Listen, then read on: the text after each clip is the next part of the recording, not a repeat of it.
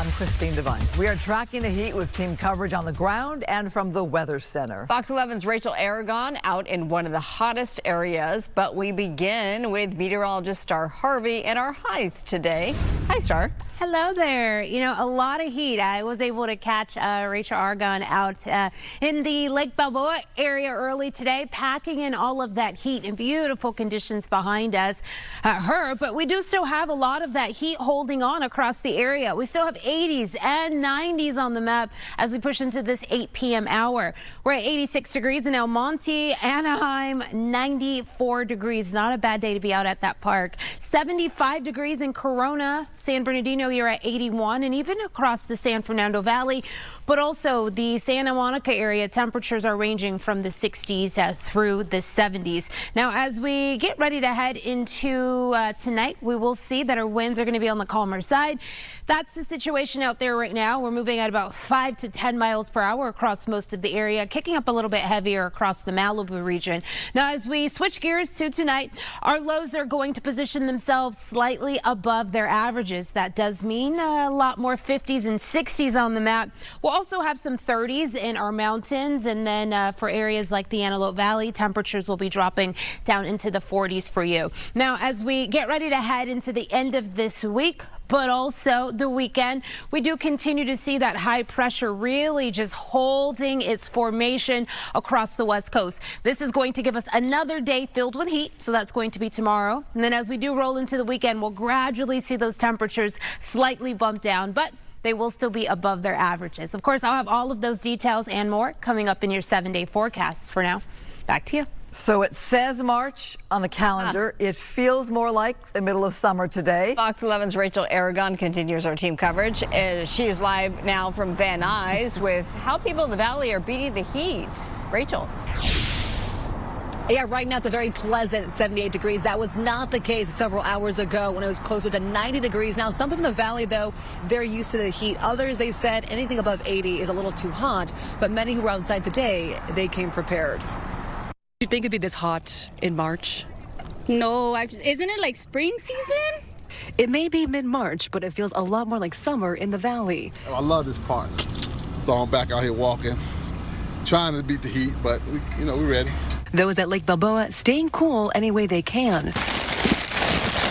Some picking up ice cream and fruit at nearby vendors, while others stayed in the shade. It's super hot. Yeah, it gets really pretty bad out here. While most people were not a fan of the heat. Is this hot for you? This Reseda resident fully embraced it. Comparatively, I don't think it's that hot. I just love being on the lake, and temperatures in the low 90s don't dissuade me from getting out here. But this kayaker also came prepared for the heat. Sunscreen, electrolyte in the water bottle, so ready to go.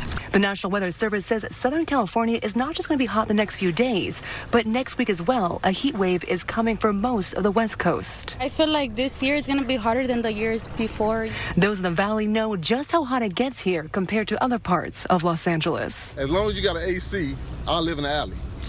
But if you ain't got an AC, I'm not doing it, man. You can't mess with the valley. It really is quite amazing to see the temperature difference between here in the valley at one point and at 90 degrees. But as I mentioned before, around the coast, around the beach, it was 70 degrees.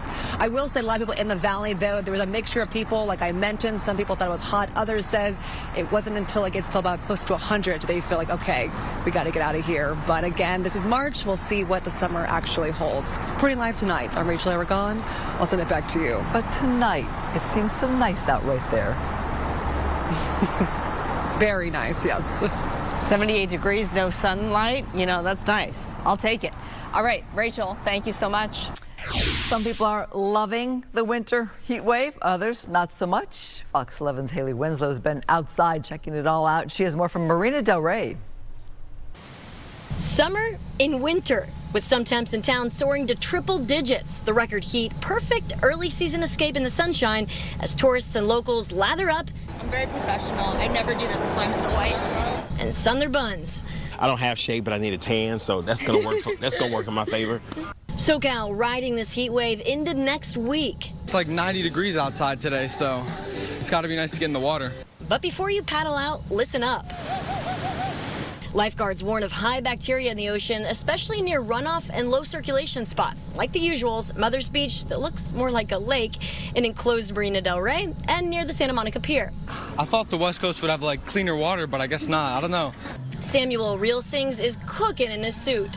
First, the jacket's gonna come off. That's the first thing, people. You know, you get too hot, just take off some clothes. Take it off. So you're gonna be out here in like a Speedo tomorrow, or are you gonna stay with the suit? If it gets 100, I probably will. That's gonna be the next show. He teaches me the shake and bake. Hey, it's a heat wave. I had the rollerblades that you put on your shoes as a kid. In her element, Hindi Leitner is ready to roll off for a good sweaty cleanse. I love it. I moved here from New York for this. This Maryland fam escapes the snow for sunshine. We're glad that it happened while we're here because we leave tomorrow. Some running in it, others running from it. That's why we're going back home. Going back to Maine? Yes, going back home soon. I don't want to continue to get skin cancer. Good idea. That's my reason. It's not good for you. So plenty of days to catch some rays as this heat advisory continues into next week. But before you hit the beach, make sure you check that it's not on the high bacteria list. Mother's Beach and Marina del Rey often on it because the water here is so stagnant. So bit of a bummer, but plenty of sunshine, which is great news. Reporting in Marina del Rey, I'm Haley Winslow. Back to you. All right, Haley, thank you. If you do want to track the high temps, just download our free Fox Local app. You'll find interactive radars there, a full 7-day forecast for your area, and a whole bunch more. You can also head to foxla.com. Other news now, new at 8, a beloved Malibu restaurant finally making a comeback. Duke's reopens tomorrow after being closed for more than a year. The building survived the Palisades Fire, but weeks later, a mudslide forced months of cleanup and repairs. Fox 11's Laura Diaz live there in Malibu. Laura, fun times there. Yes, Christine and Marla, it really was exciting to be back here again. Now, tomorrow, as you just mentioned, is the grand opening, but we had an opportunity to get a little bit of a sneak peek, if you will. They had a soft opening here tonight with friends and family just to kind of work out the bugs, as many restaurants will do before they open up. This is a reopening, as you mentioned. They had to close their doors for 14 months, and that was because we all know because of the fire and then the mudslides. So let's listen to what people had to say. They were so happy to be back in this iconic spot. We need to have our iconic, restaurants up and running because that's what keeps the joy in our hearts. We're really proud to be a part of this community. In reality, we've lost a lot of our neighbors and a lot of our neighboring restaurants with Moon Shadows, Real Inn, Chilada, all gone. So this part of Malibu doesn't have a lot of places to eat. Okay, in our business, we call it a tease. Tell us what's so great about what's coming up. I'd say our patio is one of the things that's the most exciting. We have one of the best patios in LA, and the waves hit the windows, and I feel like we just showcased that even better than we did before. All right. It really was spectacular. I can't even begin to describe to you how beautiful. There was excitement in the air as Duke's had what they called a soft opening Thursday evening, mostly just family and a few friends. We were allowed to get up close and personal with the brand spanking new patio, looking onto the Pacific Ocean in spectacular fashion. Now, this gorgeous view providing a new enhanced space for people to gather here in Malibu along PCH. The iconic restaurant, a favorite of locals and Hollywood stars, has been closed for 14 months, as we've been discussing. First came the devastating fire, a massive mudslide that sent water, debris, and rocks and muck into that much-loved restaurant. The official opening is tomorrow at noon. Now, they said that a lot of the staff will be coming back, but they also have some new people who will be working in the restaurant.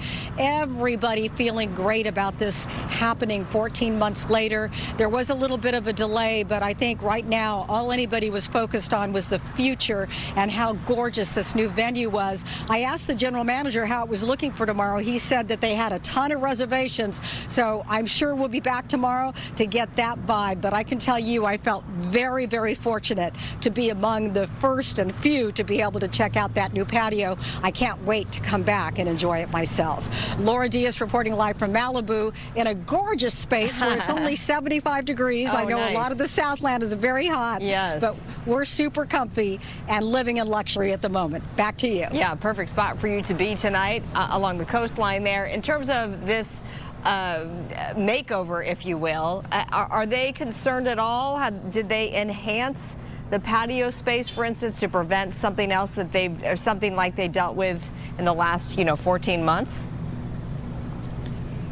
I don't think that it was based on any kind of safety procedure. They wanted to really be able to take in that view that you can only get here in Southern California, looking out to the Pacific Ocean. So the windows are, they're from the floor all the way up to the ceiling, and you literally feel as though you're in the ocean. It is so beautiful, such an expansive view, a lot of drama, just like we like it here in Southern California, right? So the GM seemed very proud of that. Out of all the places, and we were not allowed to go inside to the restaurant and actually get video. He sort of relented and allowed us to see the patio. So I think, you guys are going to want to rub shoulders with me because I'm part of a very exclusive group who got inside to see the patio. Great update, Laura. Thanks so much. And for those who haven't made the trek out there to Malibu, it is worth it. All right. Thanks, Laura. Still ahead at 8, did racism play a role in the deadly Eaton fire? Some think so. Illegal action being prepared next.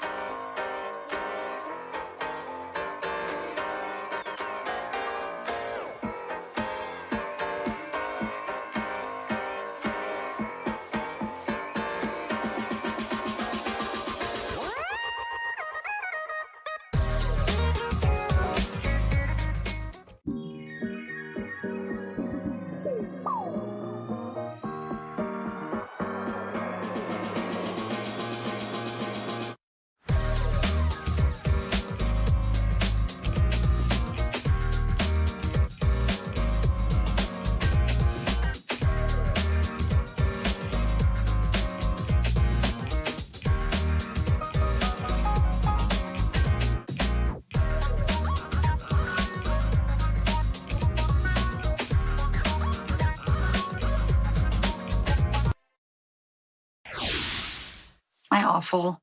No. People want to be at home when they don't feel well. Everyone knows that. Yeah, but I also wasn't ready to face his questions about endometriosis. Molly, you have a chronic condition and you should not be embarrassed about that. Well, a milestone for daytime television, long-running soap opera General Hospital, highlighting a condition that affects millions of women, yet doesn't get much publicity. That's endometriosis. It's a chronic condition where tissue similar to the lining of the uterus grows outside of it. This often causes severe pain and potential fertility issues. It often goes misdiagnosed as well. This impacts 1 in 10 women. General Hospital raising awareness about it during March, which is Endometriosis Awareness Month. And one of the actors you see there, Kate Mansi, here she is in studio with me tonight. You just saw her in the clip. This is personal for you. Yes. Because you have been battling endometriosis for more than 10 years now. Yes. I want to start with relating to the clip there. You're acting, but not really there, because you're talking about this isn't something you should be embarrassed of. Was this something that you were potentially embarrassed to talk about publicly? Yeah, I think a lot of people with endometriosis fear that it will make us look less than or flawed, and you know, that shouldn't be the case, but that's why I think it's so important to continue talking about it. Was this something that you hesitated to talk about, and how good does it feel to talk about it? Yes, now? I mean, definitely, and it's mixed, right? Like, I feel nervous still, and I don't know if that'll ever really go away, because I think it's so ingrained, especially as women, to be hyper independent and resilient and perfect on the exterior, right? But yeah, I'm very proud of this story. Okay, good. And we're going to see more, because you're directing an upcoming clip on General Hospital where the storyline continues about endometriosis. But let's talk more about your personal journey. I mentioned the potential issues with fertility. So you went ahead relatively recently and you froze your eggs. Yeah, I froze my eggs in 2020, and I have to say it was the best experience. I think so many women fear it, but I think it helps you feel so close to your body, and I just think women, regardless of endometriosis or PCOS or anything, should take that, you know, ownership and look into it. And here is the clip that you shared on Instagram. Yes. What sort of reaction did you get, and were you surprised by it? It's amazing. So many people still are asking about it, and I think so many women are afraid, you know, of the side effects and things, but I can't speak more about it. Like, I'm so passionate, because I think it's really important. And this is a journey that your husband has been along with you. And whether or not you have a significant other, just having that support system when you're dealing with something like this, because as mentioned, a lot of times women struggle with it in silence. So there's your husband, Matt, right? The two of you. How important is that? So important. I think that, you know, it's something that we deal with together, but his support is so effortless, and so that makes it, you know, it levels the playing field and makes it so much easier. And also along your journey timeline, something significant happened this year, and that is as of January 1st, this doesn't get a lot of play, and you know, I'm happy that we can talk about it now, that in the state of California, AB 279, this became law January 1st, and that is IVF insurance. A lot of women may not know this, but if this is I want to get this right, large group fully insured health plans are covered now in fertility treatment, including IVF and fertility preservation. And I think this is going to open the door for so many women who may be dealing with endometriosis and they haven't decided to freeze their eggs because of the cost. Yeah, and it's regardless of gender or marital status. I mean, it's hugely important, and it's shocking to me still. We're in March now that so many people don't know about it. Exactly. And when I went through my IVF journey, we paid out of pocket because it wasn't covered by insurance. So now it is. So I think that's really going to help a lot of women. Okay, this is exciting, because we saw you acting in General Hospital in the endometriosis storyline. But this coming Monday, for all you GH fans out there, she actually directed this scene. So here's a little snippet of that. How much do you know about endometriosis? She told me that there can be extremely painful cramping, and there is no cure. All right, Kate, we have some images of you behind the scenes in your directorial role. We can show that. What does this mean for a show, though, really like General Hospital? I mean, it's been on TV for decades and decades, and to tackle this issue like endometriosis, this has to elevate it to a whole new level. It's so important. My executive producer, Frank Valentini, this storyline came from a very honest conversation we had about my life with endo and just what some of my harder days are like, and just day to day and bigger picture. And the fact that he not only listened to me, but then took that to the writers, and that ABC put this story together. I'm very encouraged by it. And Kristen and Josh did such an incredible job. Was this at all cathartic for you? Yeah, I think it's funny. I think in some ways, yes, but I also am just looking forward to, you know, how much further we have to go. I mean, I'm still sitting here, I'm nervous talking about it. And I think that that's something that I hope in future generations will be eliminated. For women who are watching who are dealing with it just like you, what's your message to them, your parting words?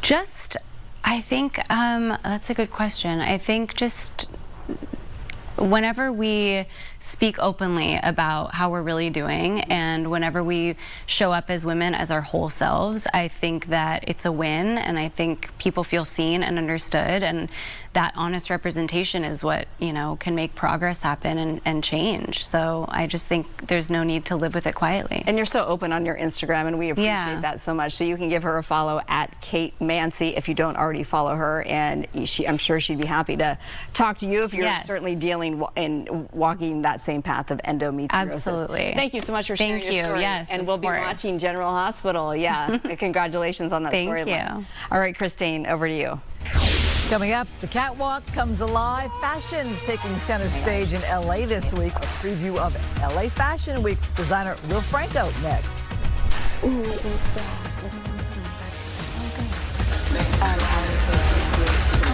So cute.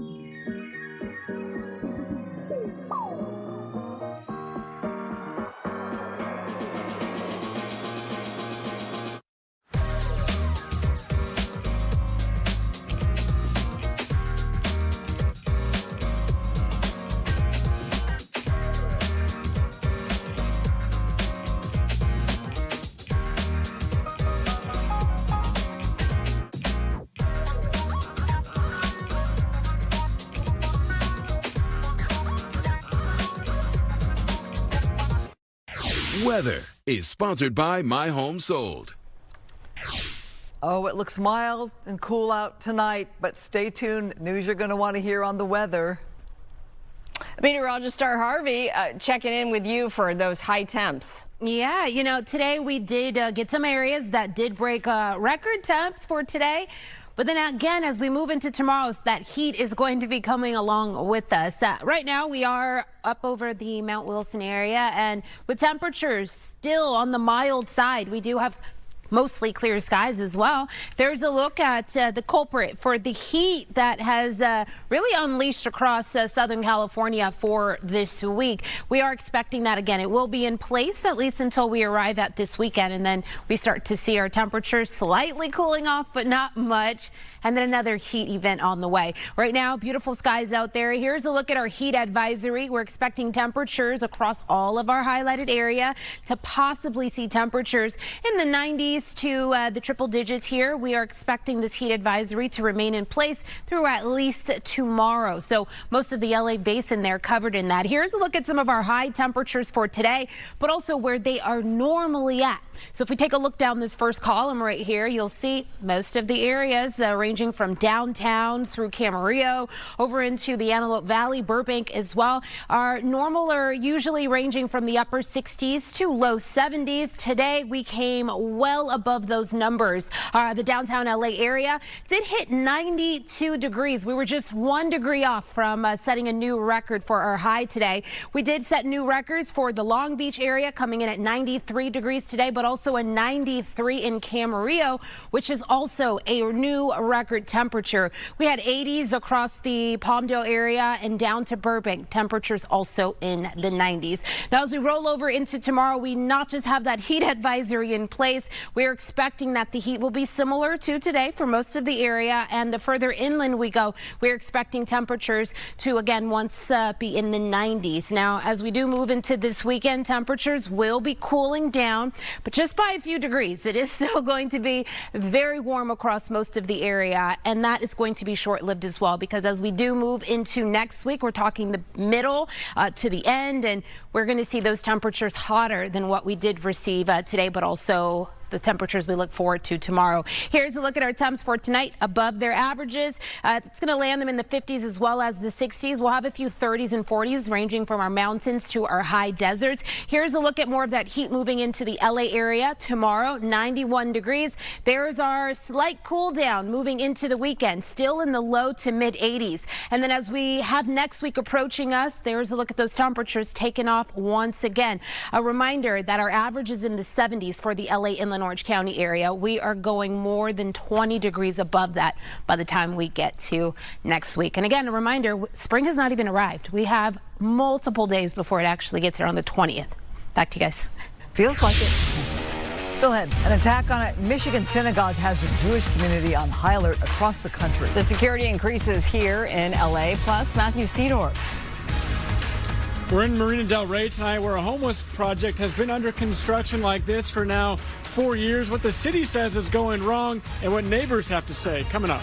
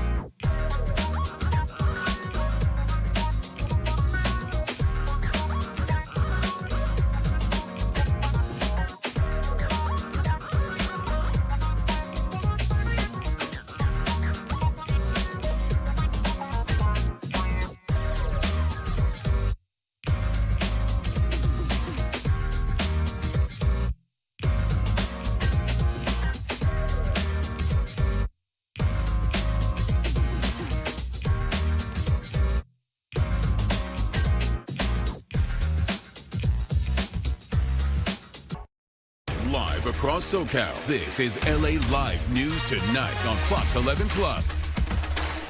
Only on Fox 11, millions of dollars spent on a homeless housing project, and years later, it's still not done. For almost 4 years, the former hotel has been a construction site. Fox 11's Matthew Seedorf live in Venice tonight. Are you in Venice or Marina del Rey for this latest project? It's right on the line. Some would say it's Marina del Rey, but this is right along Washington. This was the old Ramada Inn, and for the better part of 4 years, this is what it has looked like. You can see construction very much still taking place here. They got a little ways to go.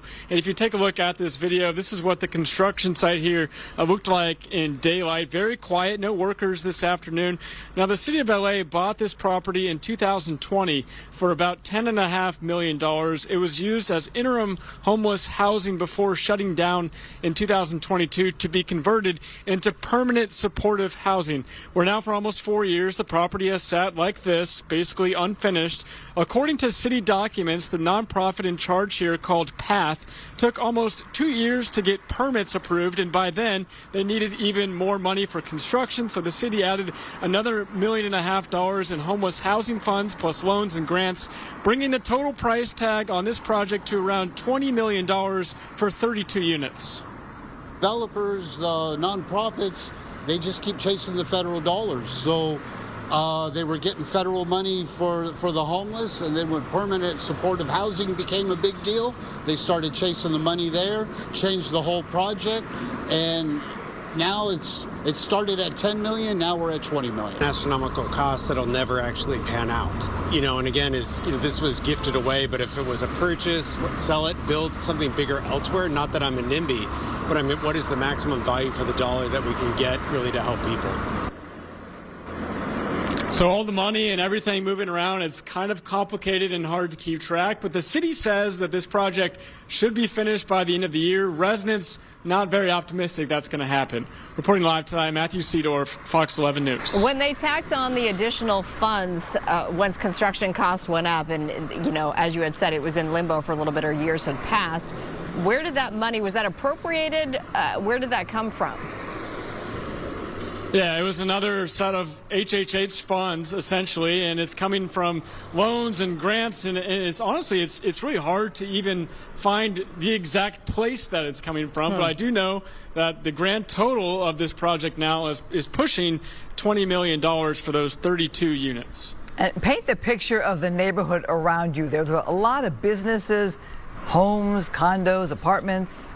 Yeah, Michael will show you. So we're out here on Washington. This is pretty much right down the center of Venice, Marina del Rey, very busy area. There's a boxing gym right across the street where people look like they're in class right now. Lots of restaurants. I mean, this is a very heavily trafficked area. And then again, right across the street here, this is where that permanent housing for the homeless is going to be.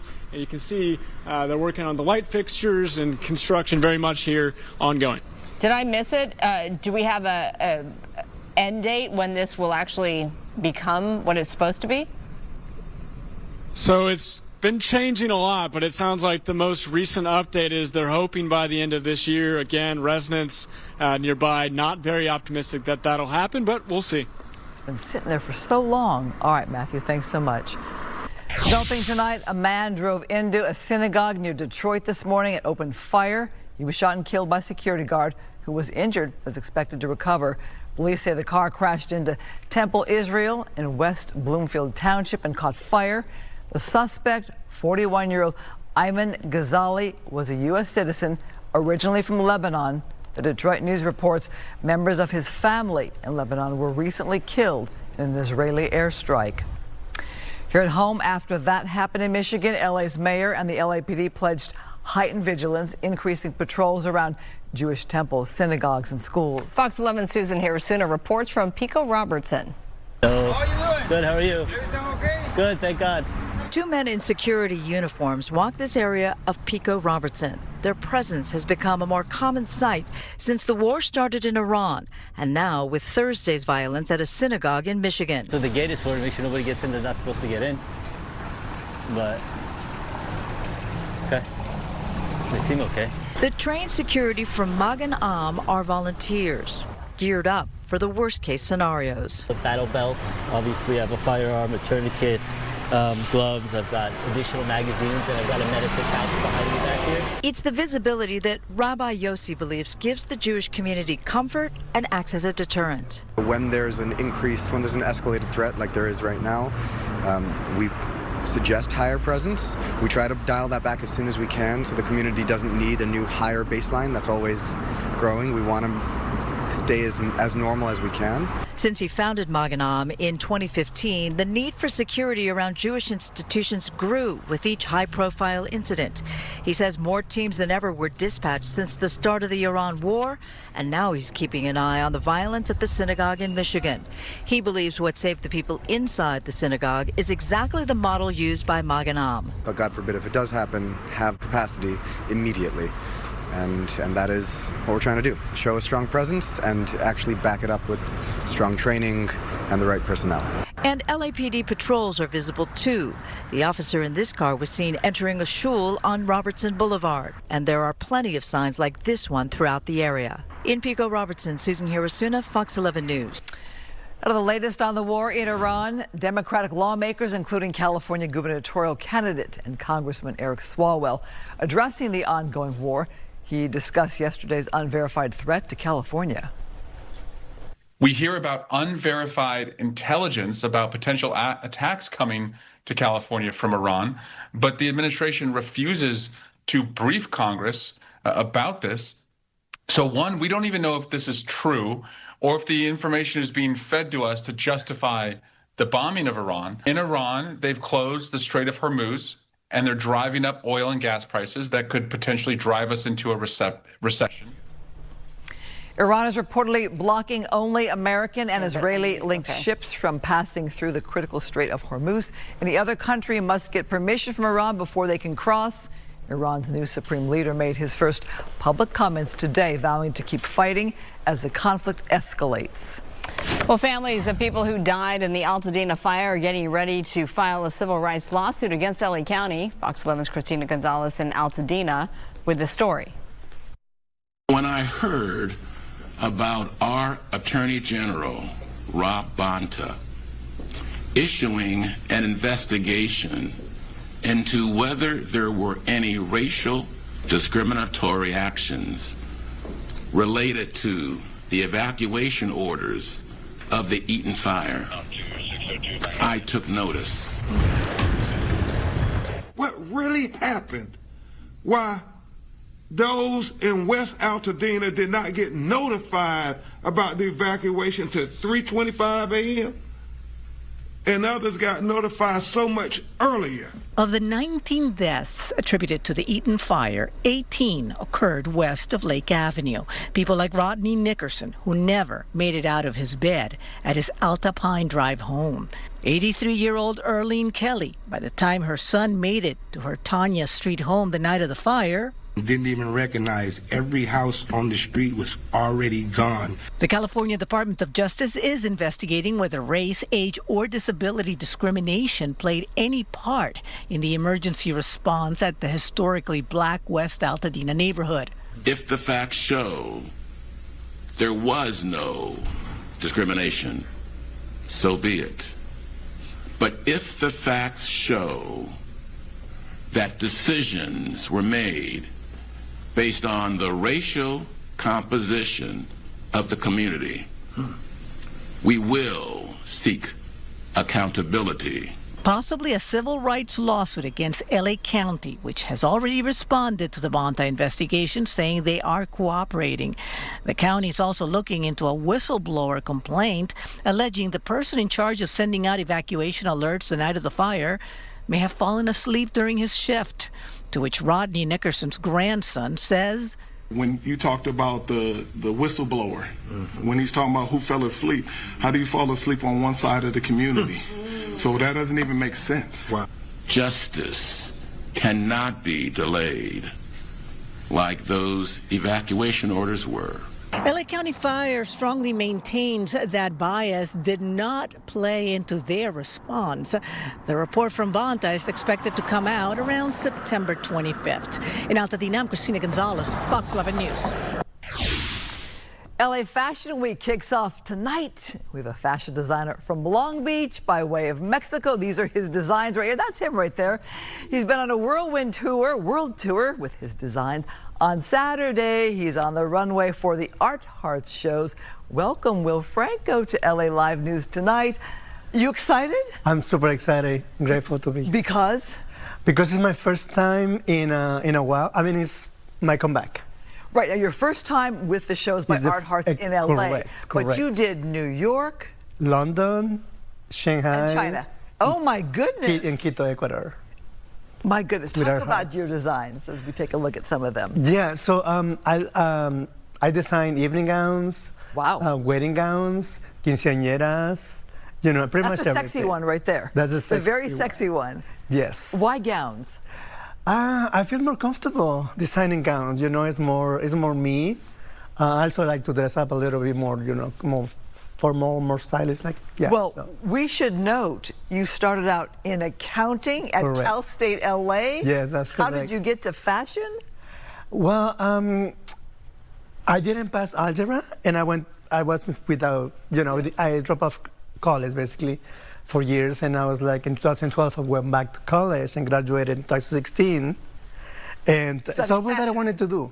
Yeah, fashion merchandising and design. Yeah. Now, you grew up in Mexico. Yes. Dad wanted you to be an accountant. Yes, he wanted me to be more like a secure job, you know. And so, when he heard you've traveled the world now, does he have new respect? He does. Yeah. Yeah, they do. Yeah, my whole family. Okay, so what's the secret to doing a fashion show? Because I know it's a business. People think it's glamour and fun, but it's a business. It's not a business. Yes. Well, you have to love what you do. You know, for me, it's not a job. I go pretty much in my studio every single day.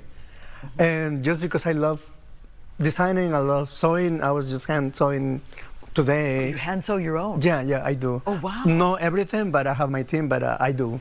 I glue rhinestones and all the, you know, you name it. I know it's frenetic behind the scenes. I've been to a lot of the Art Hearts shows. When do you really see like your finished product? When you walk out there and you see the crowd, or when you look at your first models, and when does it like just pop for you? It just when I'm there. When I'm there and I see the beautiful model with my beautiful design, and like, oh my God. And they say beautiful picture, you know, and like it comes to life. It comes to life, and like that's what I wanted. That's like, oh, maybe not, you know, maybe yes, things like that. So, have you had a favorite city so far? I'm thinking Shanghai's pretty cool. Oh, I love Shanghai. That was a beautiful experience. And you're going again? I'm going back next week. Okay, but now you're going to be showing Saturday. I'll be there Saturday at 9 p.m. with Art Hearts Fashion, and so I'm excited. It's at the Majestic, which is the downtown. Majestic. It's a great I love the venue. And do you have, like, because you're in hometown now, is it friends and family coming? Yeah, I invite a lot of people, and I want to show something that is LA worthy. Well, this is the flyer for it. There are tickets for the event. And those are my dresses. That's my dress. That's my dress. On the flyer? Yeah, that's you got the flyer? Yes. Are you serious? My goodness. Well, let's look at some video of the founder of Art Hearts, Eric Rossetti, who was a designer himself. Yes. And he wanted to put something on for his friends to get to be on the runway, and now he's global. If we have his video, we can show Mr. Triple X. What does it mean that Eric has brought everybody together to make this happen in LA? Oh, it's a big family. It's a big fashion family. You know, we all look for each other, take care of each other, and like seeing that there is just like the you know, it's a big, I don't know, it's like a feeling like it's indescribable. Well, that's Eric right there. He would be here, but tonight is kicking off. It's kicking tonight. Tonight is being opening. 3 nights of shows, back-to-back designers. A little sexy there, Eric. But to think that LA has a place for fashion, we used to think New York, but LA has a place. Definitely yes, we do. It's just different, you know. We adapt to these weathers, but we have the red carpets. You know, do you style for stars? I do a lot of red carpets, yeah. So glamour, you know, we have events every single weekend, so yeah, we have that. I guess LA is a little busy that way, right? It is, yes. And do you have a favorite dress that showed somewhere that you're like, I did that? I did that. I have several different favorite ones, for sure. I guess we should check your Instagram page. Check my Instagram, yes. All right, Will Franco, thanks so much. I'm so excited for you. Your rise to success is truly inspiring. Thank you. And go check out Thank you for having me. LA Fashion Week, powered by Art Hearts. There are tickets if you want to go see a show. Yes. Very, See you guys on very, Saturday. yeah, very exciting. Thank you. Oh, and I have my material for my own scarf, much like your scarf. Yes, Thank correct. you for bringing that. I appreciate that. Marla. Oh, the two of you are so very fashionable. Thank you both. Coming up, we're checking in with meteorologist Star Harvey. Well, we do have some heat on the way, and it's going to be very similar to today. In fact, as we head into next week, we're talking more heat than what we saw today. I'll have those details and more on the other side of this break.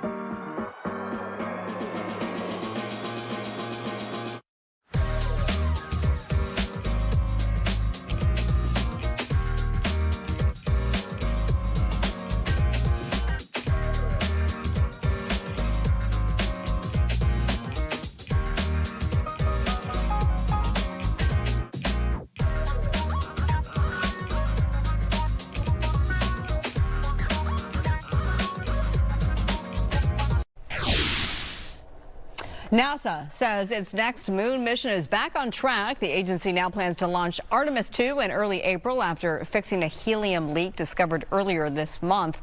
The rocket will roll back to the launch pad next week at Kennedy Space Center in Florida. 4 astronauts are set to fly around the moon and back to Earth on a 10-day mission, marking the first time humans traveled that far into space in more than 50 years. I don't even know if my air conditioning works right now. What? Oh, no. I mean, it's Is not that a little ready. breaking It's news not here? ready. Oh, I'm just right. thinking that how hot it's going to be. You didn't use it today?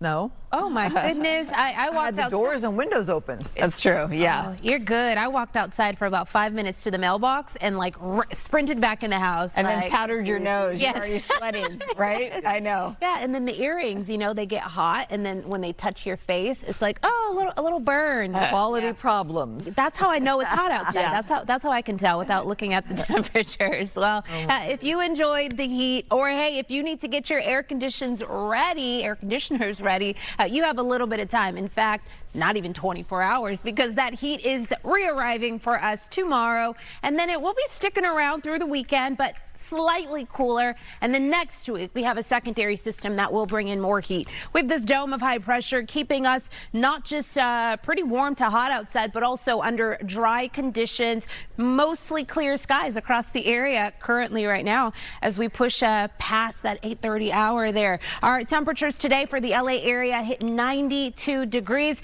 We're just a 1 degree off from tying that record, or trying to perhaps get above it. That 93 record was set back in 2007. And you can see here our normal 70 degrees, so more than 20 degrees above that. And as far as our lows go, we also have our lows sitting above their averages, but just by a few degrees there. Now the heat for tomorrow will be very similar across not just our, low deserts, but it's going to be across some of our interior sections as well. Here's the picture of what we did see today. We had 90s across some of the Ventura County area, into the San Fernando Valley, down and about and in through the Inland Empire, and also down into Irvine, Orange County. The Inland Empire stretching all the way through our low deserts. And then we had 80s, so not too bad across some of our coastlines. So portions of the South Bay and down through Long Beach, those temperatures were quite impressive today as well. Now we are starting to see that heat let up, but it is still mild across some of the area. For instance, downtown, we're at 69 degrees. That's just 1 degree above our highs, 1 degree below our normal high for this time of the year. And it's pretty nice out there. We do have a nice breeze as well. Winds pretty calm out of the southwest. Now, as we move into this weekend, that same dome that is bringing in the heat today, but also moving into tomorrow, will retreat. We'll see it push off to the south. And so that does allow for cooler air to flow in here, not just Saturday, but also into Sunday. Now, as we move into Monday, but especially Tuesday through the middle of the week, and yes, the end of the week too, if you guessed it, our temperatures are once again going to be influenced by a secondary high pressure system. This system is going to draw temperatures higher than what we did see today. But again, we are going to see those temperatures still ranging in the 90s next week. Now, not just California is seeing this heat as we do move into next week. Here's a look at our temperature outlook. Day 6 through day 10, you're going to see that big dome there, all of that warmer than normal heat. In fact, it's going to be most of the West Coast and also seeping into the central portions of our country as well. Here's a look at those temperatures for tomorrow. 91 degrees. It's going to be beautiful out there. And yes, we do get the sunshine to come along with it. We're dropping down into the 80s for the weekend, so not too much cooler. And then again, as we head into next week, there's a look at those low to mid 90 temperatures on the map. And if you're in the valleys, tomorrow you'll see your temperatures in the 90s. Your break this weekend still looks like the upper 80s to low 90s. And then next week, look how high those temperatures get. Upper 90s for the valleys in the Inland Empire. Back to you. We still have more news ahead at 8. Yes, but here's a preview of what's coming up at 9 o'clock. California Attorney General Rob Bonta taking a closer look at Paramount's deal to buy Warner Brothers Discovery. We'll tell you why. Plus, former President Barack Obama and his wife Michelle are headed to Broadway, but they won't be acting on stage. We will explain ahead at 9.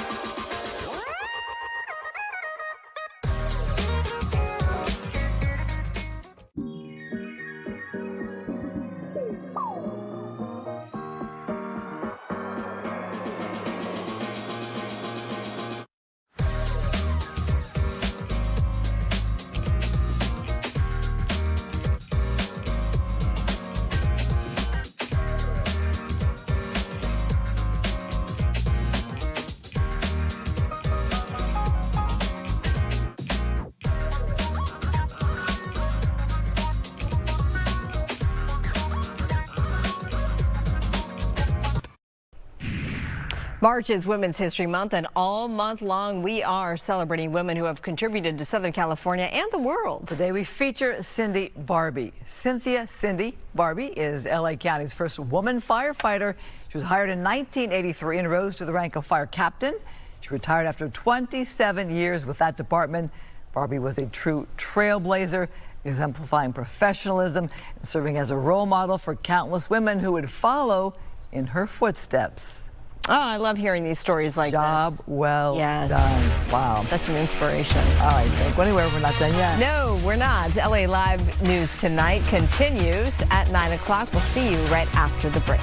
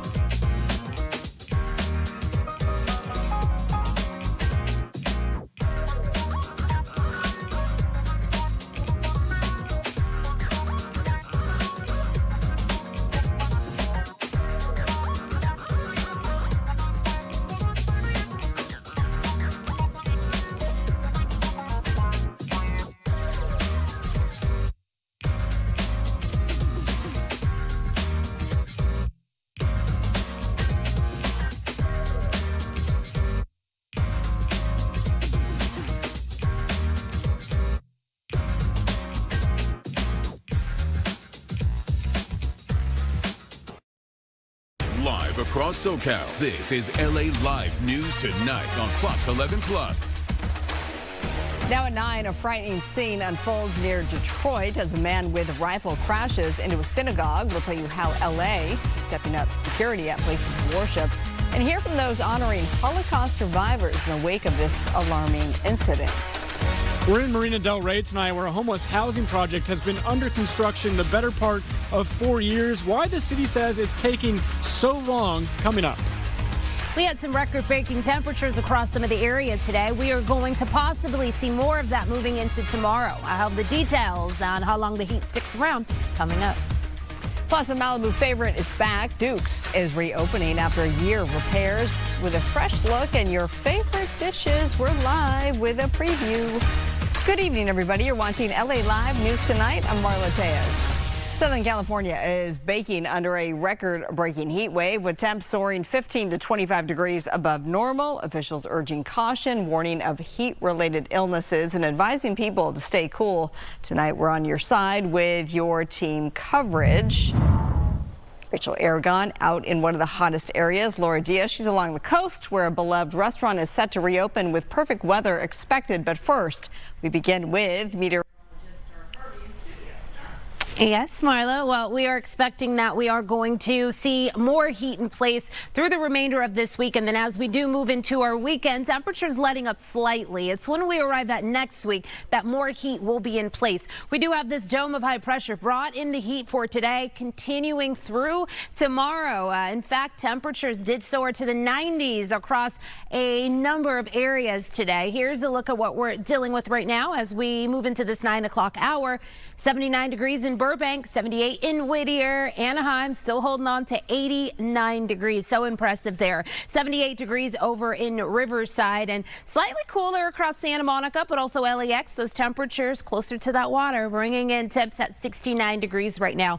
Our current winds moving at about 5 to 10 miles per hour. So on the calmer side, kicking up a little bit more across the Malibu area. Now, as we shift gears into tonight, we will see our lows in the 50s as well as the 60s.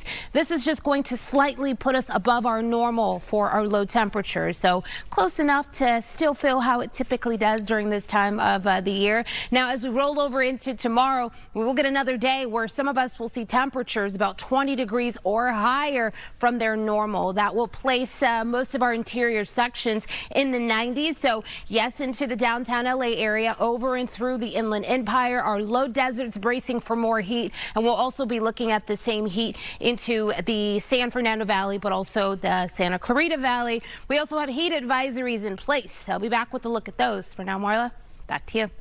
All right, Star, thank you. New tonight, a beloved Malibu restaurant is finally making a comeback. Duke's reopens tomorrow after being closed for more than a year. The building survived the Palisades Fire, but weeks later, a mudslide forced months of cleanup and repairs. Fox 11's Laura Diaz, she is live there in Malibu with the update for us. And tonight was sort of a soft opening, right? Exactly, Marla. And I have to say, you know, there was a lot of negative news in a row. As you just mentioned, first there was the fire, then there were the floods that took over this iconic restaurant, so beloved in this area and actually throughout the Southland. But tonight, it's all good vibes. They're going to reopen tomorrow for lunch. If we look over my shoulder, you can see it's pretty much wrapped up right now. They had a soft opening where they invited friends and family to check it out, and everybody we talked to had a fantastic time. Let's listen. I've been coming here since it opened like 40, 50 years ago. It's a dream. Yeah, we all come here after we surf, work, play. We love this place, man. We support it all the way. We missed it, right? I've been coming here all my life. I grew up in Southern California, and Duke's has always been a mainstay. I'm thrilled. Hey, in our business, we call it a tease. Tell us what's so great about what's coming up. I'd say our patio is one of the things that's the most exciting. We have one of the best patios in LA, and the waves hit the windows, and I feel like we just showcased that even better than we did before. Well, there was excitement in the air as Duke's had what they called a soft opening Thursday evening. Mostly family and a few friends. We were allowed to get up close and personal with the brand spanking new patio, looking onto the Pacific Ocean in spectacular fashion. Now, this gorgeous view providing a new enhanced space for people to gather here in Malibu along PCH. The iconic restaurant, a favorite of locals and Hollywood stars, has been closed for 14 months. First came the devastating fire, the massive mudslide that sent water, debris, and rocks into the muck into that beloved restaurant. The official opening is tomorrow at noon. Some of the staff will be new, but a lot of them are returning. So the GM was a little bit nervous about taking us inside tonight. He did allow us to go on and look at that patio, which is spectacular. I feel so fortunate that I had a chance to be out there. Now, the weather in the 70s this evening. We know, of course, that the Southland is gripped in a heat wave that's expected to last for about a week. So we were in one of the few places in Southern California where it was just so pleasant and wonderful to be here. But a lot of the excitement will continue tomorrow when they open for lunch, and then of course for dinner. Many people excited. The GM telling me that they already had a lot of reservations for people who wanted that first opportunity to be back here in this mainstay in Malibu. So Marla, maybe you'll get a chance to come out. I know I intend to come back and enjoy a wonderful dinner and drinks. But, you know, this is part of the rebirth of Malibu. We've all been waiting for it after all the devastation that was faced at the beginning of last year and then continued on months later. I'm Laura Diaz reporting live from Malibu, sending it back to the studio and feeling very, very lucky, even though it's the day before Friday the 13th. Marla? There you go. That's right. I did forget that tomorrow is Friday the 13th. Well, you picked the lucky straw to have this assignment tonight, Laura. Thank you so much. On to this, developing tonight. This happened near Detroit. A man armed with a rifle drove a car into a synagogue this morning and opened fire. The car caught fire, and the man was shot and killed by a security guard who was injured, by the way, but that security guard is expected to recover. No one else was hurt. The suspect, 41-year-old Ayman Ghazali, was a U.S. citizen originally from Lebanon. The Detroit News reports members of his family in Lebanon were recently killed in an Israeli airstrike. Now, back here at home, LA's mayor and LAPD are promising increased security at places of worship, and in Beverly Hills, security is especially tied to the U.S. Holocaust Memorial Museum. It honors some very special guests. It happened tonight, this honoring. Let's go live to Fox 11's Ed Lascos there with the latest in Beverly Hills tonight. Ed? Marla, you're right. Extra tight security because of the fallout of the war in Iran and all the threats coming around, as the Holocaust Museum is out tonight with its big event honoring some very special guests. Joe, let's take it right into the story, if you will. The Beverly Wilshire Hotel all lit up on this Thursday night. Some of the guests coming out of the main ballroom area after this event, an emotional event. To the video we go. See it for yourself. Speaker after speaker taking center stage. Emotional because they talked about dealing with anti-Semitism decade after decade, especially the survivors of the Holocaust, who said you would think at some time from all of these decades it would end, but unfortunately, as they say, it continues to surge across the country. And then you have the situation in the Middle East, the threats coming from Iran, the talk about those drones being launched. And let's start it off with one of the Holocaust survivors talking about the current situation. Listen. What's happening right now is beyond my imagination. I never thought that in my lifetime I would see such upheaval, such a destruction of children, all God's children. We're all God's children. But we live in the time we have to do the best we can. Helping to fight anti-Semitism wherever we can, educating our youth so that they don't fall into the cauldrons of hatred that we see today. Israel and the United States are fighting to make not just our country and Israel safer, but the world a safer place.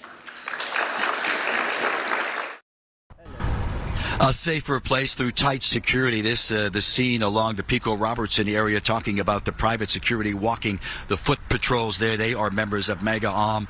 That is the private security team. They're volunteers, trained, they are armed, and as they've been telling us, they are ready for just about anything. You also have LAPD, the extra patrols. They are on heightened alert as well, all because of what's been going on, and particularly that talk, unconfirmed. If you talk to some of the folks about what was making the rounds yesterday on social media, the possibility of Iran launching drones, striking targets here in SoCal. The folks at the big event tonight talking about that, but they all say that they are reassured by this strong show of security, not only here in the Pico Robertson area, but even here at this event as we come back out live. So some of the crowd beginning to exit tonight, but lots of tears inside, especially very powerful, Marla, as you can imagine, when you listen to the survivors of the Holocaust themselves, like Yetta there. She was talking to us and she said, you just got to do the best you can. She closed her speech by saying, you have to be the light in the darkness. Everybody clapping, most folks crying. So very emotional night here. And then you add that security concerns, and you can imagine how tense the situation is. Absolutely, because this was already on the calendar, and then the news broke, of course, hours earlier, and then they have to contend with this tonight. Yeah, very much so. But it's interesting when you talk to the folks, they say they've been living with these threats, this feeling of anti-Semitic backlash most of their lives, they say. So they've learned to deal with it. And again, that strong security going inside. We went through, metal detectors, also bomb sniffing, explosive sniffing dog going through our equipment, our camera equipment. So yeah, strong feeling. But that also gives them a feeling of security when you talk to a lot of folks, that they know there is a special security force. And as one of the rabbis was saying, it is there. God forbid we never want to use it, but it's there just in case. All right. Ed Lascos live for us tonight in Beverly Hills. Thank you.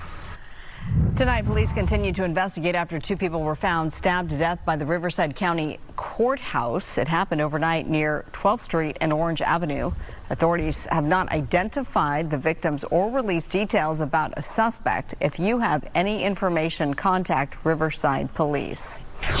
And some new details tonight. A former LA County deputy convicted of excessive force kept his job and paycheck for months.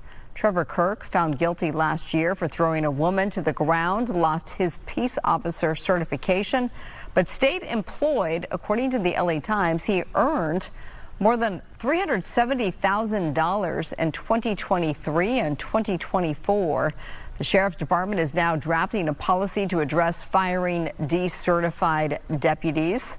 Kirk's conviction is under appeal, and his supporters are seeking intervention from President Trump. He left the department in February. Well, millions spent in years of delays. A former hotel still sits unfinished as a homeless housing project. A closer look at what's causing the holdup. And a major legal showdown is brewing. California and over a dozen states are taking on the Trump administration over controversial college admissions rules. Plus, summer-like heat in the middle of winter. Temperatures soaring today. We'll show you how locals are keeping cool.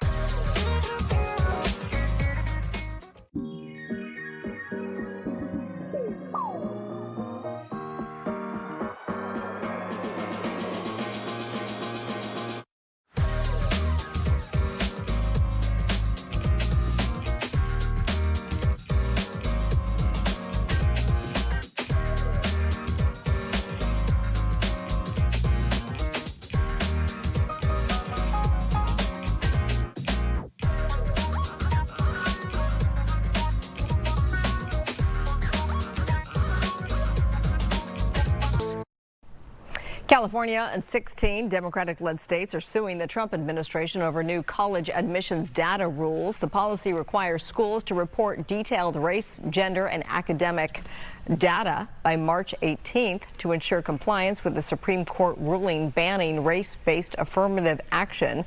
Critics, including California Attorney General Rob Bonta, argue the rules threaten student privacy and impose unreasonable deadlines.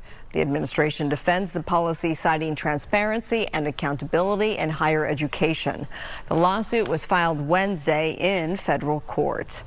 Meantime, the Trump administration is taking legal action against California over its car pollution rules. The lawsuit argues that the state's zero-emission vehicle standards conflict with federal law and create challenges for automakers. California, however, says it's pushing forward as a leader in clean vehicles. It's not even officially spring, but with temperatures in the 90s, it felt more like summer today. Fox 11's Rachel Aragon, she's in Lake Balboa to see how residents are dealing with the scorching heat. You think it'd be this hot in March? No, actually, isn't it like spring season? It may be mid-March, but it feels a lot more like summer in the valley. I love this park. So I'm back out here walking, trying to beat the heat, but we're ready. Those at Lake Balboa staying cool any way they can. Some picking up ice cream and fruit at nearby vendors, while others stayed in the shade. It's super hot. Yeah, it gets really pretty bad out here. While most people were not a fan of the heat. Is this hot for you? This Reseda resident fully embraced it. Comparatively, I don't think it's that hot. I just love being on the lake, and temperatures in the low 90s don't dissuade me from getting out here. But this kayaker also came prepared for the heat. Sunscreen, electrolyte, and the water bottle. So, ready to go. The National Weather Service says Southern California is not just going to be hot the next few days, but next week as well. A heat wave is coming for most of the West Coast. I feel like this year is going to be hotter than the years before. Those in the valley know just how hot it gets here compared to other parts of Los Angeles. As long as you got an AC, I'll live in the alley. But if you ain't got an AC, I'm not doing it, man. You can't mess with the valley. In Lake Balboa, Rachel Aragon, Fox 11 News. Weather is sponsored by American Career College.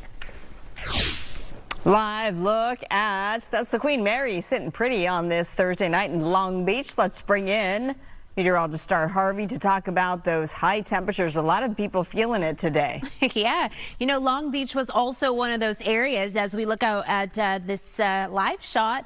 Beautiful conditions out there. Earlier today, the area did make some new records as far as their high temperatures. And we had a lot of areas that did see temperatures in the 80s and 90s today. And Long Beach not being the only location that did set a new record for those highs. As we take a look at this high pressure system continuing to drag in its impact. So beautiful conditions out there right now. This has been the case here throughout our Thursday. We are left behind with mostly clear skies, maybe a cloud or two passing out to the east of LA, but also up to the west as well across the Santa Barbara area. We do have a heat advisory in place. It is going to expand across all of our orange highlighted region here. So up through Santa Barbara, through Ventura County, most of the LA basin included in this, down through Long Beach into Orange County, also the Inland Empire.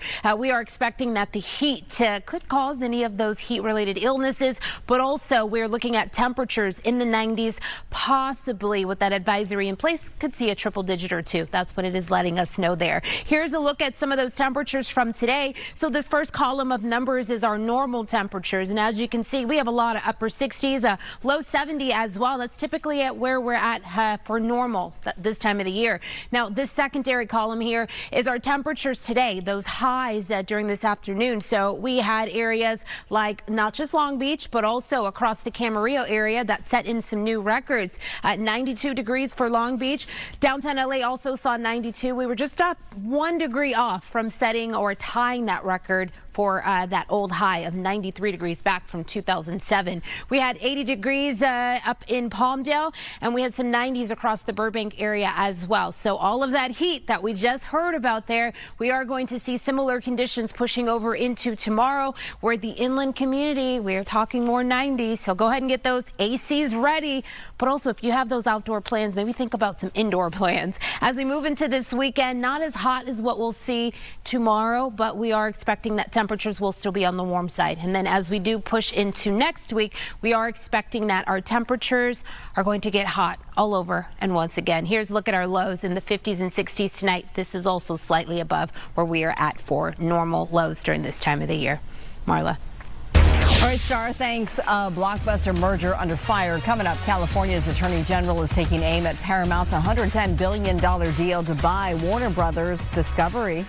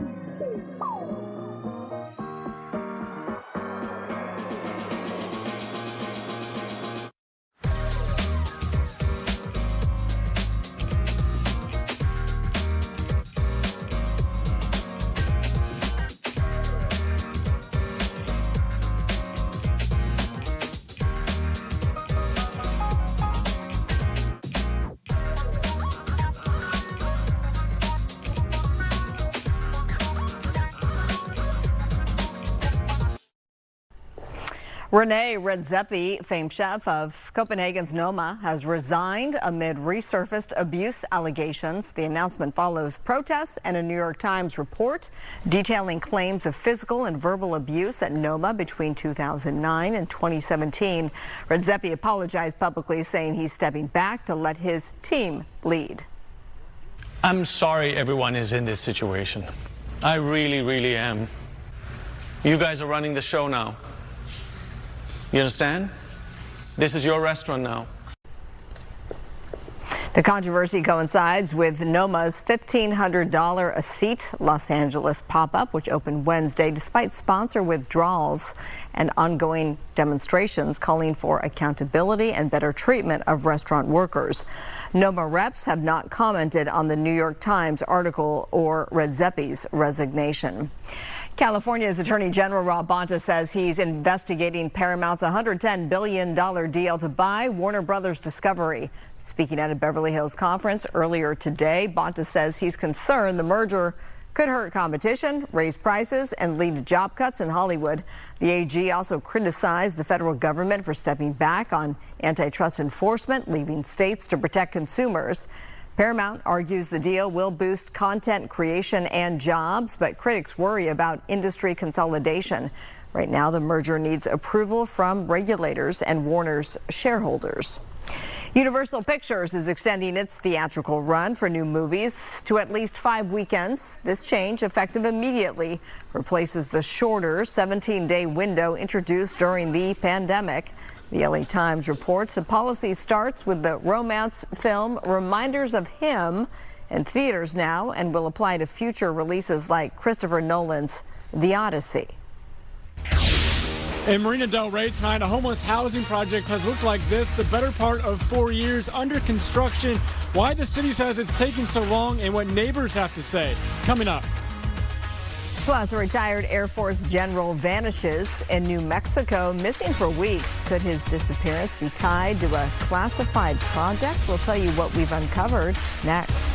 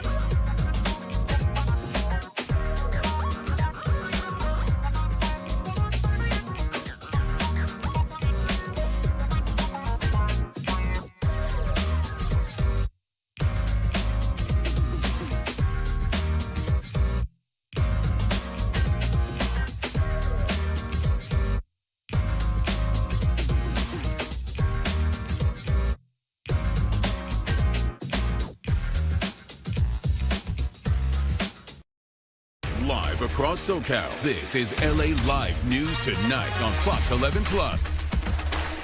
Only on Fox 11, millions of dollars spent on a homeless housing project, and years later, it's still not done. Fox 11's Matthew Seedorf live for us in Marina Del Rey tonight with the story. Matthew.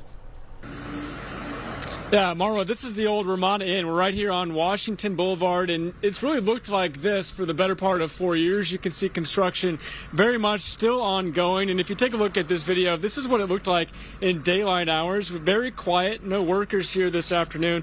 Now, the city of LA bought this property in 2020 for about $10.2 million.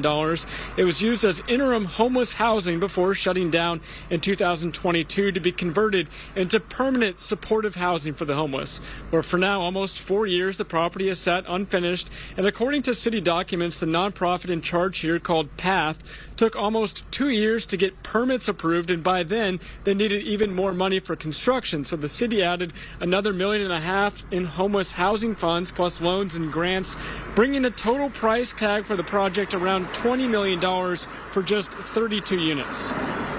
Developers, nonprofits, they just keep chasing the federal dollars. So they were getting federal money for the homeless, and then when permanent supportive housing became a big deal, they started chasing the money there, changed the whole project, and now it started at 10 million, now we're at 20 million. Astronomical costs that'll never actually pan out. And again, this was gifted away, but if it was a purchase, sell it, build something bigger elsewhere, not that I'm a NIMBY, but I mean, what is the maximum value for the dollar that we can get really to help people? So it's a little complicated that we're just discussing all of this money for the better part of 6 years, but construction very much still ongoing. City officials now estimate it should be finished by the end of the year. Nearby residents aren't very optimistic that'll happen. We're live tonight in Marina Del Rey. Matthew Seedorf, Fox 11 News. Or taxpayers who are watching tonight and say, so my money's just really been going nowhere. What's the response from the city? Yeah, I mean, so the city is basically saying that they're going to make sure that this doesn't happen again. Essentially, the organizers here promised that they had the money to finish this project. It turns out they needed a little bit more money, and by the time we had them wait for the permits and all that stuff, they needed more money. And yeah, the city is basically trying to say that they want this to never happen again. I bet. Okay, we'll have to follow up and see if it does get finished. So you said the timeline would be by the end of this year. We're just in the first quarter of 2026, so several more months to go. Matthew Seedorf, live for us tonight in Marina Del Rey. Thank you. Iran is going after ships in the Persian Gulf and the Strait of Hormuz. More than a dozen have already been struck. Fox's Jennifer Griffin has details. Iran's state-run media says it struck the U.S.-owned vessel Safe Sea Vishnu with explosive-laden boats and drones, one of 2 oil tankers blown up by Iranian forces near the Iraqi port of Basra overnight. Iran has attacked 16 ships since the war began. UK Defense Secretary John Healey says he's seen reports that Iran has already begun laying mines in the Strait of Hormuz. We do have some autonomous mine hunting systems. It's very hard to demine any waters. In a written statement, the new supreme leader vows to keep the Strait of Hormuz closed. Iran has long relied on an asymmetric naval threat, a tactic it relied on during the tanker wars in the 1980s. That's when Iran's Navy perfected the art of speedboat attacks using Chinese Silkworm missiles. Retired Commander Kirk Lippold was the commander of the USS Cole when it was hit by an al-Qaeda small boat laden with explosives. A number of things are available to them, including land-based anti-ship cruise missiles that could be fired. In addition, they have drones. They have vessels that are purpose-built, laden with explosives that we've seen used in the past couple days. All it takes is one shot and getting lucky, more than skill, that would cause problems for the United States Navy. The IRGC Navy has drifting mines, moored mines, bottom mines, and limpet mines that can be directly attached to ships, as well as surface and submarine drones. In September, the U.S. Navy decommissioned its Avenger-class demining ships because they were vulnerable to attack. On May 17, 1987, 37 American sailors were killed on board the USS Stark, a Navy-guided missile frigate sent to escort tankers in the Persian Gulf. An Iraqi warplane says it mistook the U.S. Navy vessel for an Iranian ship. In Washington, Jennifer Griffin, Fox News. Democratic lawmakers, including California gubernatorial candidate and Congressman Eric Swalwell, addressed the ongoing war with Iran earlier today. Swalwell discussed yesterday's unverified threat to California. We hear about unverified intelligence about potential attacks coming to California from Iran, but the administration refuses to brief Congress about this. So one, we don't even know if this is true or if the information is being fed to us to justify the bombing of Iran. In Iran, they've closed the Strait of Hormuz, and they're driving up oil and gas prices that could potentially drive us into a recession. Iran is reportedly blocking only American and Israeli-linked ships from passing through the critical Strait of Hormuz, and any other country must get permission from Iran before they can cross. Iran's new supreme leader made his first public comments today, vowing to keep fighting as the conflict escalates. Right now, a search, now involving the FBI, is underway in New Mexico for a missing retired Air Force general. Authorities are looking for 68-year-old retired Major General William McCasland. He's been missing since February 27th. He left his Albuquerque home on foot with hiking gear and a revolver, but he left without his phone or glasses. The sweatshirt was found nearby, but no foul play is confirmed. Now, some have speculated his disappearance has links to a classified project he worked on. However, there is no evidence of that. McCasland, an avid outdoorsman with medical concerns, prompted a silver alert. Families of people who died in the Altadena fire are getting ready to file a civil rights lawsuit against LA County. Fox 11's Christina Gonzalez in Altadena tonight with that story. When I heard about our Attorney General, Rob Bonta, issuing an investigation into whether there were any racial discriminatory actions related to the evacuation orders of the Eaton fire, I took notice. What really happened? Why those in West Altadena did not get notified about the evacuation till 3:25 a.m. and others got notified so much earlier. Of the 19 deaths attributed to the Eaton fire, 18 occurred west of Lake Avenue. People like Rodney Nickerson, who never made it out of his bed at his Alta Pine Drive home. 83-year-old Earlene Kelly, by the time her son made it to her Tanya Street home the night of the fire, Didn't even recognize every house on the street was already gone. The California Department of Justice is investigating whether race, age, or disability discrimination played any part in the emergency response at the historically black West Altadena neighborhood. If the facts show there was no discrimination, so be it. But if the facts show that decisions were made based on the racial composition of the community, we will seek accountability. Possibly a civil rights lawsuit against LA County, which has already responded to the Bonta investigation, saying they are cooperating. The county is also looking into a whistleblower complaint alleging the person in charge of sending out evacuation alerts the night of the fire may have fallen asleep during his shift, to which Rodney Nickerson's grandson says, when you talked about the whistleblower, when he's talking about who fell asleep, how do you fall asleep on one side of the community? So that doesn't even make sense. Justice cannot be delayed like those evacuation orders were. LA County Fire strongly maintains that bias did not play into their response. The report from Bonta is expected to come out around September 25th. In Altadena, I'm Christina Gonzalez, Fox 11 News. The state is investing $23 million to bring fresh, locally grown food to low-income families. Governor Gavin Newsom announcing the funding will expand access to fruits and vegetables for CalFresh. WIC and Senior Farmers Market Nutrition Program recipients. Eligible shoppers can double their benefits at farmers markets and other outlets, supporting both families and local farmers. Officials say the program fights food insecurity, boosts health, and strengthens California's agricultural economy, with benefits reaching over 300 markets statewide. A new report reveals almost 40% of California-grown fruits and vegetables contain PFAS, or forever chemicals.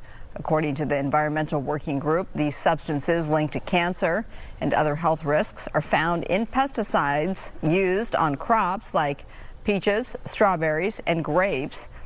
Despite their toxicity, PFAS are widely used for their durability. Experts urge consumers to wash produce and choose organic when possible. Well, a hometown hero up next. Oakland rolling out the red carpet Olympian Elisa Leo, with thousands packing the plaza to celebrate her gold medal wins.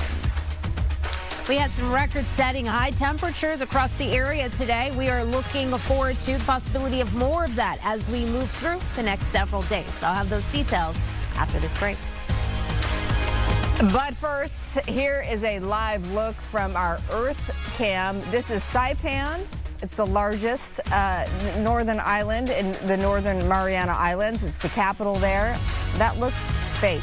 How beautiful is it there? This is almost 3 in the afternoon on their Friday the 13th and 80 degrees. Stay with us. More to come.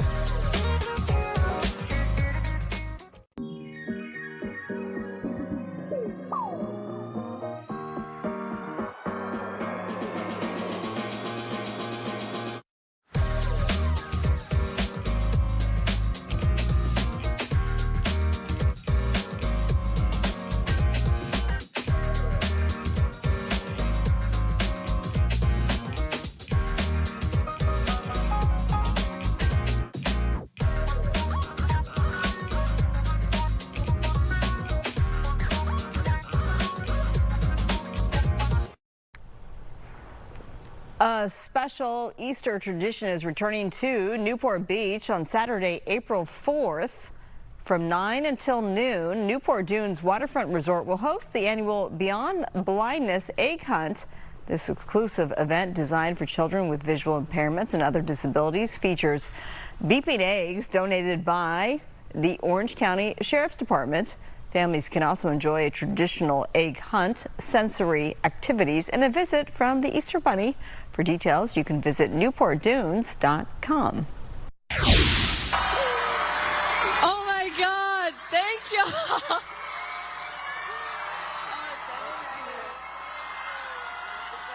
This is for y'all, all right? Oakland threw a huge celebration for hometown Olympian Elisa Leo earlier today. About 7,000 people packed Frank Ogawa Plaza to honor Leo's 2 gold medals from this year's Winter Olympics. The event featured performances by Oakland stars G-Eazy and Grammy Award winner Kehlani. Luau also received a key to the city. Crystal Bailey from our Bay Area sister station reports. What's up, Oakland coming together to celebrate the town's hero, Elisa Liu. This is for y'all. we're here just to support our hometown homegirl, Elisa Liu, and to congratulate her for winning 2 gold medals. She's like a role model to me, and so I'm really excited. She owns the key to the city now. Thousands gathered downtown where she received a key to the city after she inspired the world with her Olympic gold performance and her likable, carefree personality. She embraces play, which is like the perfect embodiment of Oakland. She represents not just Asian American, but all of us. She asked the city to celebrate all of Oakland, not just her. I'm so lucky to grow up here and still live here today. She says coming home these days feels different after becoming a household name overnight. It's been crazy how much visibility I have right now. Would have never expected that, especially from a figure skater, you know, like we don't really blow up like that. It was a perfect warm day as fans packed the Frank-Ogawa Plaza. I got here at like 8.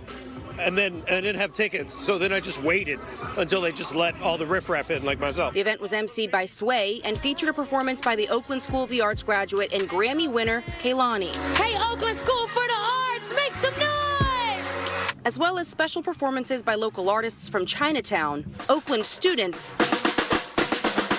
and remarks from Bay Area athletes like Christy Yamaguchi. She's unapologetic for who she is, and we love her for that. She was welcomed by Mayor Barbara Lee and Congresswoman Latifah Simon. But one thing that's catching people's attention, her name. My name, oh my Lord, this has caused a lot of discourse. How do you pronounce the Olympic gold medalist's name? Oh, I think it's Elisa Liu. I thought it was Elisa Liu until this point, but maybe I'm saying it wrong. Elisa Liu? No, it's Elisa Liu.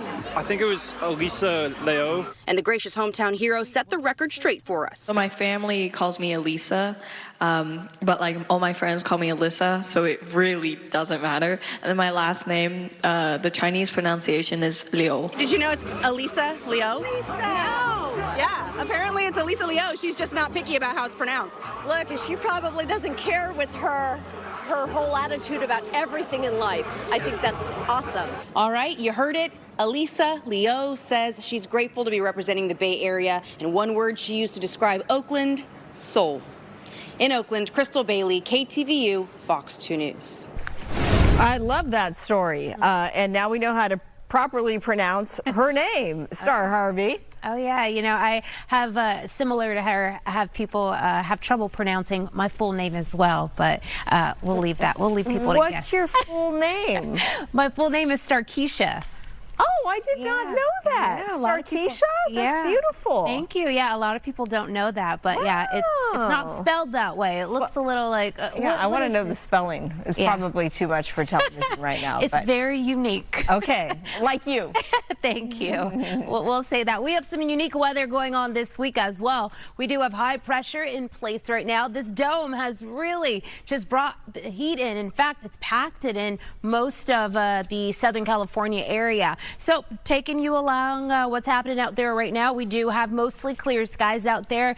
We had plenty of sunshine in place earlier today, and with the sunshine in place, we were able to manage our temperatures at 92 degrees. Our record temperature on this day is 93 degrees. That was back in 2007, so some time ago. But you'll see we were just 1 degree off from tying that temperature and well above our normal for this time of the year.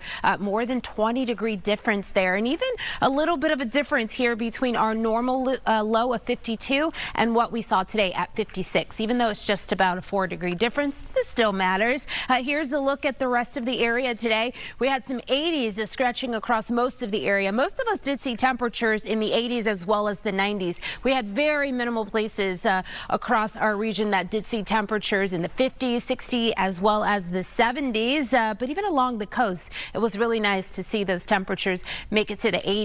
Now, as we do get through this 9 o'clock hour, wanting to point out the fact that across the downtown LA area, our temperatures right now are at 69 degrees.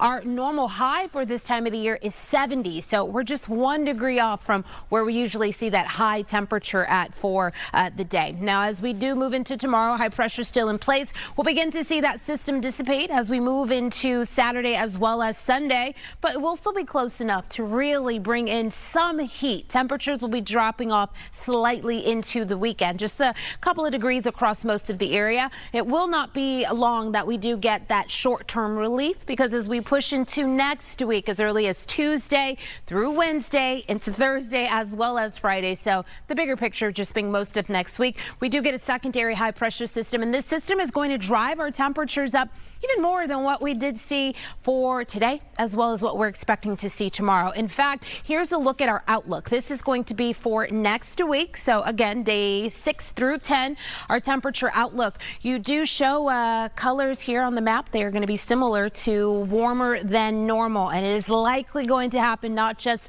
across the Southern California area, most of the West Coast, but also seeping into the central portions of our nation. We're expecting to have warmer than normal conditions. 91 degrees for the LA inland Orange County area for tomorrow. We'll be dropping down into the mid to upper 80s moving into this weekend. As we do push into Monday, Tuesday, Wednesday, and so forth, we do expect to see those temperatures slightly warming up. Now, we are going to pack in some more 90-degree temperatures across the valleys in the Inland Empire for tomorrow. As the weekend approaches, temperatures will be dropping down into the mid 80s to low 90s. But as we do get into next week, especially the middle and end of next week, your temperatures will be really close to that triple-digit marking. You'll see 96 across the end of that board there for next week. Our mountains, you're going to see some heat as well. Your temperature's not as warm as what we'll obviously see across some of our LA area, but also into our valleys. But you're going to be checking out in the 70s for this tomorrow, but also into the weekend. And then as next week approaches, your warm-up looks like your temperatures increasing to the 80s. So again, we still have about a week before our next season, spring, fully arrives, but it is clearly feeling like summer around here. Marla. All right, very good start, Keisha. I hope I got that right. I got it right. Okay, good. Hollywood rolls out the red carpet for the TCM Classic Film Festival, celebrating global artistry. Plus, Jane Fonda leads a special tribute to her late co-star, Robert Redford. And before we head to break, look at this, a live look from our Earth Cam. This is Poipu Beach on the Hawaiian island of Kauai. Looks like it's a little stormy, and that's because the area is under a flood watch. Lightning is in the forecast. It's almost 7 p.m. on their Thursday night. I still wouldn't mind being there, would you? All right, we'll see you on the other side of the break.